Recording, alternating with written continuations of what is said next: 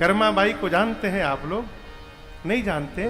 इसी कलयुग की माई थी कर्मा बाई। मांग मांग के खाती थी वो, जहां जाती थी मांग के खाती थी। एक दिन कन्हैया के मंदिर में गई, दोपहर में तो देखी कि दोपहर में पुजारी जी भोग लगा रहे थे। कर्मा माई बोली, ठाकुर जी ये पंडित आपको भूखों मार डालेगा, बताओ सुबह से आपको भूखा रखा। प्रभु यहां तो मेरा कोई अधिकार नहीं है, लेकिन तुम एक काम करना, कल सवेरे 6 बजे आ जाना, भूख लगी होती है तुमको, मैं कुछ तुमको खिला दूंगी, उसके बाद बढ़िया चकाचक यहाँ 56 भोग पाना दिन में। बोल के गई और उसको विश्वास था कि मेरा कन्हैया अवश्य आएगा। सवेरे उठी 5 बजे, नहाई भी नहीं, न आंगन साफ की, पहला काम किया खिचड़ी बनाया उसने। जैसे खिचड़ी बना के रखी, 6 बजा, दरवाजे पर एक 8 साल का बच्चा चला आया और आकर बोला, माँ जल्दी खिला दे, बहुत जोर की भूख लगी है। कर्मा बाई ने खिचड़ी खिलाया। अब ये नियम नित्य का हो गया। रोज भगवान आते थे, रोज कर्मा भाई भगवान को खिचड़ी खिलाती थी। एक दिन ठाकुर जी खा के गए, 6:30 बजा होगा, कर्मा बाई बर्तन साफ करी थी, तब तक एक महात्मा गुजरे। महात्मा बोले, इतने सुबह सुबह भोजन कर लिया इसने? बोले, अरे माई इतने सवेरे सवेरे तू खा ली? बोले, मैं नहीं खाई, वो कन्हैया आया था ना भोजन करने।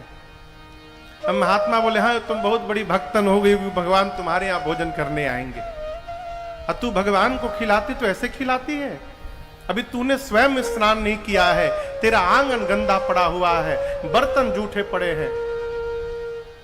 माई बोली, प्रभु हमें कुछ पता नहीं कि कैसे करना चाहिए, क्या क्या करना चाहिए।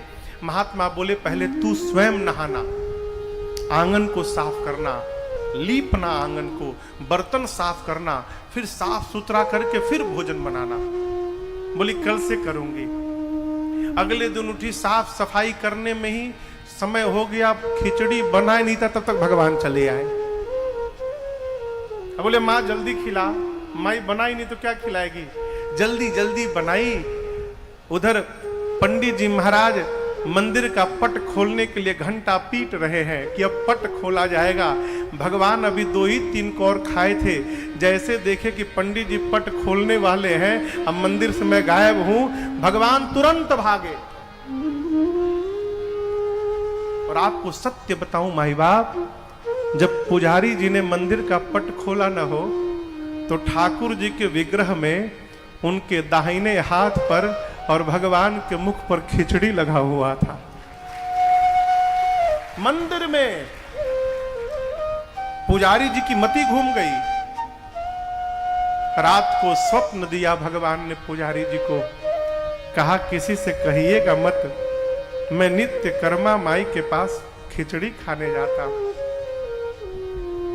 मैंने पढ़ा है, जब कर्मा बाई इस संसार में नहीं रही तो उसके बाद कई दिनों तक अगल बगल के लोगों को सवेरे सवेरे कर्मा बाई के घर से एक बच्चे के रोने की आवाज आती थी। कई दिनों तक भगवान जाते थे, खिचड़ी नहीं मिलती थी तो भगवान रोते थे।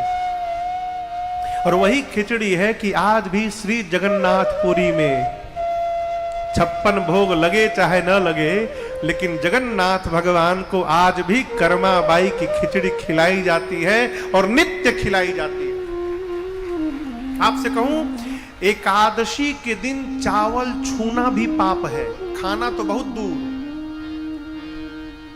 एकादशी के दिन ठाकुर जी की सेवा होती तो तिलक करके चावल नहीं लगाया जाता। केवल धरती पर एक स्थान है जहां एकादशी को भी कैद खाने में डाल दिया गया है, वो है जगन्नाथपुरी।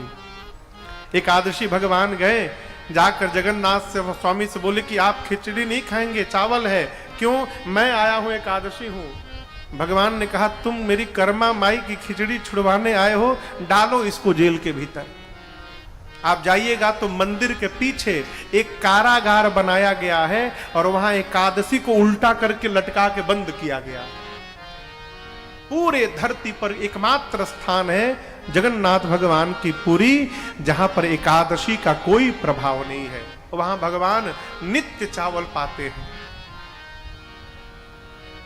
अब बताओ, कर्माबाई के लिए यदि रघुनाथ जी आ सकते हैं, कन्हैया आ सकते हैं, हमारे आपके लिए क्यों नहीं आ रहे माई बाप?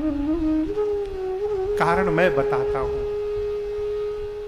कर्मा ने जीवन में भगवान से कभी कुछ मांगा नहीं हो, लुटाती ही रही अपना। और याद रखिएगा, जहां मांग होती है वहां से प्रेम समाप्त हो जाता। यदि आप भगवान का दर्शन प्राप्त करना चाहते हैं, इस जन्म में नहीं, अगले जन्म में, उस जन्म में नहीं, उसके अगले जन्म में यदि प्राप्त करना चाहते हैं माई बाप, तो मांगना बंद कर दीजिए। क्यों? आपसे यदि कोई रोज आकर मांगे, आपको अच्छा लगेगा? आपको यदि रोज मांगा जाए तो आपको अच्छा नहीं लगता। हम भी रोज जिनसे मांगते हैं, इनको कैसा लगता होगा? जिसको प्रेम करते हैं उससे मांगते नहीं है माई बाप, वहां लुटाते हैं। आप भी लुटाइए, अपना मन इन पर लुटा दीजिए।